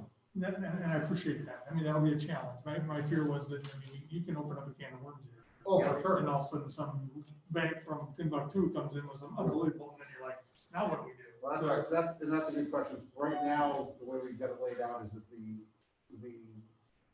bidding packages would go out to the banks that are listed as the district's official depositors. And so that's that list of 6 or 8 banks. Even though we don't have money in all of them, they're the list that we approved in November. So I think there's like 6 of them or 8 of them. And so the bidding packages would go out to them, and they have an opportunity to bid. Most of them are just local banks, you know, in this area, within, you know. And some of those packages will have some stipulations on them, like you have to be local. Okay. You know what I mean? So you can't just have Big Brother come in And that would be my favorite. Right. Good for you guys. That'll be interesting work ahead. Yeah. That won't be easy. We appreciate Pat, because Pat made the effort. You'll walk back on the policy board really quick. Yeah, for sure. Or buildings and grounds. You can't figure which one. Dan made a joke about that. He's like, so why is it that every committee I'm on Yes. has the big work? So, I will reference back to the item that was on there, which was the Costa Rica trip. If you've got questions, I know that, you've got questions you want to answer. Just let us know, let Davis know, and we'll get them off. I know that they're working on trying to address some of the major ones that are out there. And, and to get feedback from the nurses in terms of what concerns that they have. And so we'll work our way through that. So here's just brand new information. Yep. As of new presidency, anytime you leave the country, you have a 14-day quarantine. That's today. That may not be next time, but that's gotta be, I mean, if that's. Upon re-entry, I mean, when you get back, you got. Right, you gotta quarantine for 14 days. As of 2 days ago, was, you had to test negative within 40 hours coming back before you come back in. So it is, That's gonna be the moving target. it is the moving target. Well, And the question is, you really won't know, at least, May not know in April. yeah, we may not know in April, we may not know in May. So those are things we're gonna have to work our way through. Next up on the agenda is work session. We're gonna meet at the Fellowship Hall at St. Mary's on the 28th from 2 to 5 p.m. We mainly chose that as we were trying to find a spot where we could spread out, but without having to displace our students during the school day. So St. Mary's has graciously volunteered if we need space for anything during this COVID side. Yeah, and so Father offered previously, and so we took them up on it. I still have to go sign things up this weekend so that it's official, but I think everything's in place. But that'll be from 2 to 5. We'll be working with Iowa Association of School Boards. They'll be coming in. It'll be us, the admin team, and that'll be over there. Next up on the agenda is board learning. First virtual lobby days was today. I got my 7 emails out to our 7 people that apparently represent us. I'm shocked that our school district goes into 3 Senate districts and 4 House districts, cover part of ours, which they're just small pieces, but I sent out 7 notes and got 3 responses back before I came over here today, so hopefully. There's 3 dates in February. And there's 3 dates in February. I'll remind you each time. Chris will be very on top of it, and we'll make sure you know. And if you need the email addresses and don't wanna have to dig them up, Chris has all the. I'll send them to them, Chris the has 7, yep. Yes, Chris Thank has you. all the email addresses. Yeah, and one level feels a little silly, we talked with Bobby and we talked with Zach. And so at one level, it seems a little silly to send the email to them after we just talked about them, we've already reiterated. But I think for the other ones that cover our district, it makes a little more sense because we don't necessarily see them as much. And so just referencing the fact that we cover us. You said 3 Senate, Yeah, 4 House. yeah. It's in your email. Crazy though, right? Yeah, I think I sent you guys a link to there's a nice tool, I forgot about that tool that shows you who they are. Again, it'll only work for this 2-year cycle and then it'll be different. And so with that, the next thing on there is the NSBA. I think what our thoughts currently are, and Davis will correct me if I'm wrong, is that we would register for the bulk rate, which would allow us, the admin team, and Chris and Pat and Natalie and any of the teacher leaders, because we can do the 10 plus and it doesn't cost us any more for 10 versus 15. When would this be?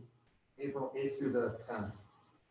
And so if you want, you can have this. I think this has got some information. I've got this linked on my computer, so if you want it, you guys can take a look at that. I don't know if Chris just gave you the one copy or not. But yeah, that's what the goal is, and there's some good topics in there as I look at it. And so I think I can register us as a bulk and later you decide what you want Yes. to attend. yeah, that's the And way then it'll work. maybe you guys can, just, And some of it will be like the other one will be recorded, and some of it will be asynchronous, and some of it will be live, and other pieces of it will be asynchronous. You just go ahead and watch the. So is that a Wednesday through Friday? Yeah. Or 8 to 10? let me check the calendar. I can look through. Okay, yeah. And I think it's a matter of attend what you can during those times. Thursday through Saturday. Yeah. And you'll get, like I'm Tim either said, gonna you be get in links to some of Fargo them. Yeah, you're gonna be with the Farca, right? or in Brookings. Right. You'll be fine then. Yeah. Because I think, as I said, there's pieces that are asynchronous, so it's just, as I said, the nice thing is, by including it broadly and inviting our So the leadership team and the admin team, We'll we'll get it be all. on at 10, and it doesn't, if we can only make a session or two, it's still, still good, so. There look like there's some good things in it for board secretary, so Chris will have a good time there. Sure. Is that in Costa Rica? Yeah, I was gonna say. Not Costa Rica. She had her background. It was in Chicago last year, if you remember, when we were supposed I to know, go. yeah, we were gonna maybe get a Cubs game and everything. Right. And that never happened, because the opening day was like the day before the conference, it's like, we could go. I think it's great too that a lot of these board learning things this year, you guys are able to attend that you wouldn't really be able to attend. So it's been a good, Well, it makes you wonder if it's all gonna change. yeah. So, with that, talking points. Oh, Go ahead. we're gonna start with Adam, we're gonna mess up my system. No, go back to, I wanted to. Oh, yeah, we're, a lot of good things again, like always. Margaret and Emily, to hear Margaret talk about how much she appreciates Emily, it's awesome. Obviously, that's a great situation over there. Mentor, but directly supervision, but still very appreciative. That's awesome stuff. And what they're doing is tremendous. Well, I know that was Emily's third presentation today. Yeah. Because I think my wife was in one of them, and then she was going to another one, and then this is the third one today.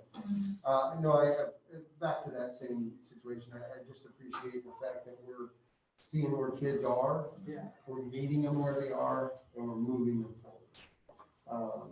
I think that's everybody's goal here, and just to see that in action is always good. And then also to hear our state legislators, I don't say proud of us, but, they appreciate the work we've done here. And I do know Bobby will fight like that to keep this district. Yeah, he's very sincere when he says that. Yeah, He doesn't. I agree, and just, that he gets, our concerns and how every school board is different and the needs of the district and.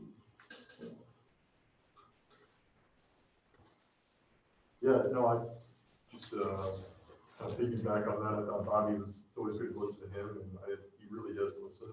COVID numbers, Davis could reported that on the district update, very strong. Our numbers look great, which also leads to, the writing and learning stuff. Once again, I'm passionate about it even more now, just having kids in the district and seeing the progress and seeing everything. There's no better place for them to be in here to get that kind of instruction where it's hands-on. I just don't believe in what's going on in the state and even the hybrid. I'm just not a fan of it. So I'll be boisterous about it, and we're doing what's right for our kids. From the parent perspective, they have options, right? They have options. I don't want to take people's options away. No, I don't want to do that either, but I still see it too. Like, Oh, for sure. I just know the work that goes into those that are staying home. I've seen it, I've heard it. Yeah, for I've sure. heard that's a full-time job in itself, and they're working full-time, which is, I don't think they're still going. And I'll finish up, I continue to be appreciative of all the hard work our staff does. We get glimpses of it. It ranges from those working on our writing program to those that are working directly with students. Zach having the connections he does to know about students who are doing extracurriculars that are not school related. I appreciate that. Sort of things with Zach and the folks here said when we get an Eagle Scout, they